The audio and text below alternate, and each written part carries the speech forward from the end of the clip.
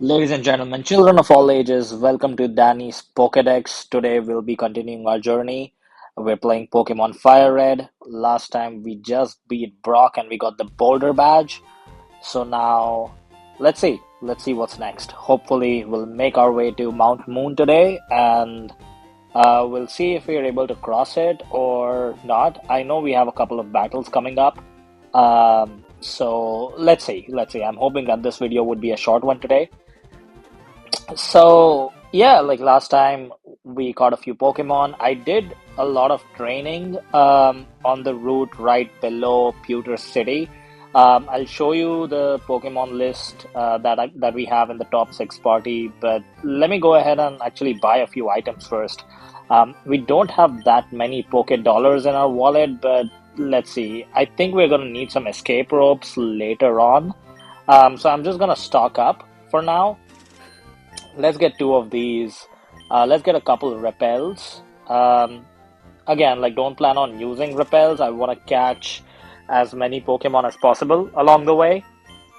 But I guess let me keep some in case things get too annoying. Then yeah, I'm gonna use some repels so that yeah we can make our way faster. Oh yeah, I forgot about this dude. I'm glad I caught up to you. I'm Professor Oaksaid. I've been asked to deliver this, so here we go. We got the running shoes, and we switched it as well. I must be going back to the lab. Bye bye. There's a letter attached. Dear Danny, here's a pair of running shoes for my beloved challenger. Remember, I always will cheer for you. From Mom. Oh, that was very sweet. So we have the running shoes now. And yeah, let me go ahead and show you the party that we have. So I did a little bit of some training and I caught a few new Pokemon as well. So we got Mango. I think we leveled up a little bit. Leo is one or two levels up now. Blaze is one level up now. And we have our Butterscotch at level 10, which I caught. And we have Sparky at 11. Yeah, I went back to Viridian Forest and I caught Sparky as well because I feel like eventually along the way before we reach the Cerulean City, I'm gonna catch an Oddish, but I feel like I need some extra support, which is why I went ahead and caught a Pikachu, um, who's our Sparky now. So let's take on Janice. It's a Pidgey versus Pidgey. Let's see, I'm gonna go with a quick attack. Let's try and finish this as soon as possible. So yeah, this is mostly gonna be like a battling video. Um, so yeah, I mean, we need that XP, right? I wanna do this right. Before I only kind of used my starter and like maybe one or two other Pokemon quite a lot. But this time I want to make sure that I train every single Pokemon well and we have like a well-rounded team. Let's hit this bird with a Thunder Shock. And, ooh, it held on. Oh, nice, it's paralyzed. Yeah, you can't move. And a quick attack. Let's go.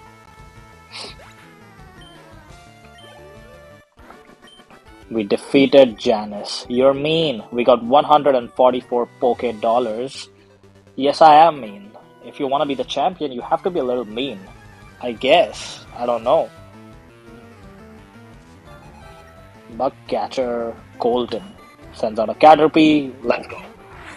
So yeah, guys, like if anybody watches this video, let me know like what's your favorite starter and what is your top six usually in the playing six Pokemon party? Because I feel like when I played this game for the first time, I remember that I had a Charmander, so I always loved that Pokemon, which is why I always started with a Charmander.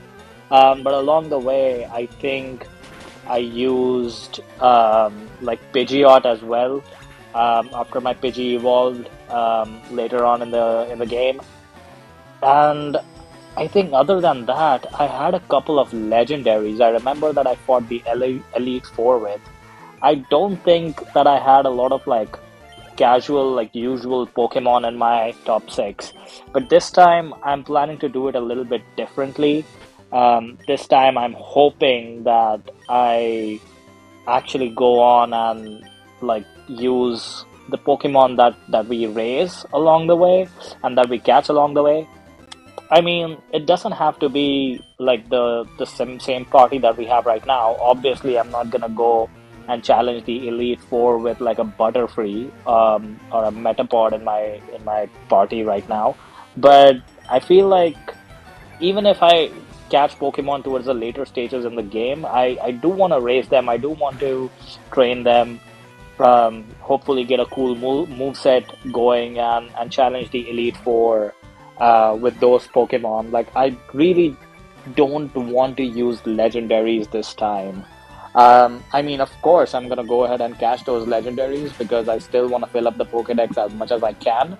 And I think, to be honest, the maximum that I'll be able to catch would be like 50 Pokemon or something, like 50 or 60 at the very max. Because at the end of the day, like every Pokemon that we catch, we're not gonna be able to evolve them uh, to the later stages, like the third or the second evolution in most cases. So we'll see what happens. But I'm gonna try and catch as many as I can. So let's see. This Ekans is actually really annoying me right now. I hope it goes down soon without attacking me because yeah, don't want to deal with this. Try and get to Mount Moon as soon as possible. Uh, yeah. Um, I hopefully, I want to be able to catch a Magikarp that I can evolve into a Gyarados. But for that, I think we're gonna need a fishing rod. Uh, I don't know if we will be able to catch or like get a Magikarp early in the game.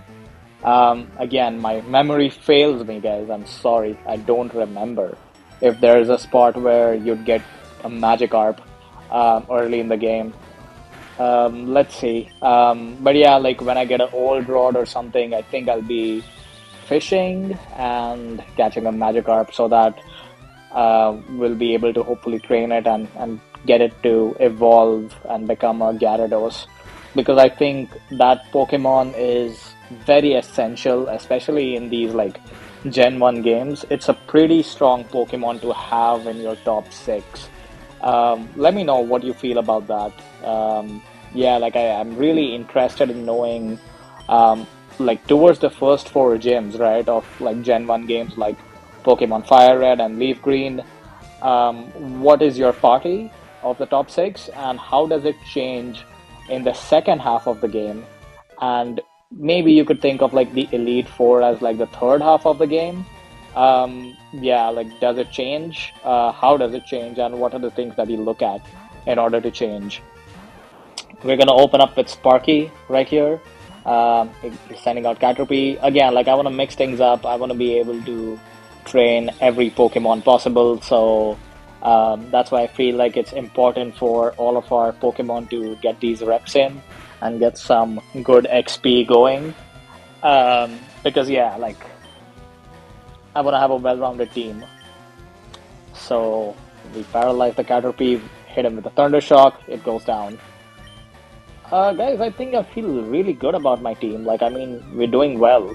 Uh, I mean, yeah, other than training that Metapod, holy cow, was that annoying. Especially without an XP share, it's like insanely tiring.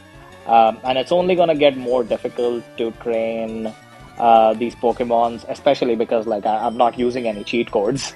I mean, I really want to do this right. I am playing all these games for nostalgia, and I want to do it right. Like we don't cheat. Let's play properly, and hopefully, we get the best, fulfilling, satisfactory feeling throughout this process as the adventure goes on. And guys, yeah, we had to do this. We had to do a Metapod versus Metapod fight. We had to recreate what Ash did in season 1, like the earlier episodes of like the Indigo League. Uh, do you remember that? Both Metapods just went for Harden, back and forth. It was not at all high octane. But yeah, I had to recreate that. I'm hoping that Butterscotch gets some experience in as well. And yeah, this guy is gonna keep doing for Harden and increasing his defense, but not attack. I mean, defense is not the best offense when it comes to a Metapod, right? You could keep going for Harden, but if you're not gonna attack, what's the use? It makes me wonder, like, do they get rid of like a tackle attack for these Metapods when these bug catcher trainers like battle us? I don't know what the situation is, but they always go for Harden, right? Like it's like the probability of them hitting Harden is like 100%. Even if there's like any other moves that the Metapod knows. We got a crit, the Metapod fainted, and we defeated Greg. We got 108 Poké Dollars as well. Oh well, yeah, Butterscotch is gonna evolve. When I was training the Butterscotch like Metapod, he was evolving, but I cancelled it because I wanted to do it on screen, like on video, in front of you guys. So it's pretty cool. Like Butterfree always has a soft spot in my heart because, again, if you're a fan of the anime, you know that Caterpie was Ash's first ever Pokemon that he caught. And yeah, for that reason, I feel like a Butterfree is really helpful in at least battling these trainers, right? Like you want to have a decent Pokemon, so evolve Metapod as soon as possible or Caterpie as soon as possible. Get that Butterfree. Hopefully, it learns Confusion in the earlier stages, so it's like I would say a little bit more easier to defeat a lot of these trainers. And you have an extra Pokemon as well to hit that like poison type Pokemon with Confusion and moves like that. Especially like when it learns like Sleep Powder and Stun Spore as well. Um, yeah, it's really really helpful. I always like put these Pokemon to sleep and then I start attacking with those confusions or tackle attacks or whatever it is that my Butterfree has.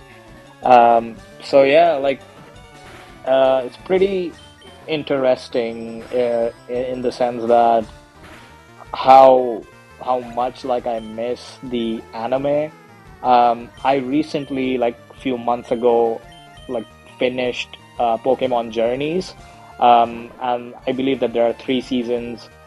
So it's Pokemon Journeys, Master Journeys, and there's the Ultimate Journeys, where Ash finally becomes the Pokemon monarch or like the world champion essentially. And man, that last season, like the ultimate journeys, I loved the hell out of that series, man. Like Lance versus whoever that was. I think was it Cynthia or somebody else. Yeah, like those battles, like each of those like top eight battles were amazing. Um, and like Lance, of course, is gonna be a member of the Elite Four in this game.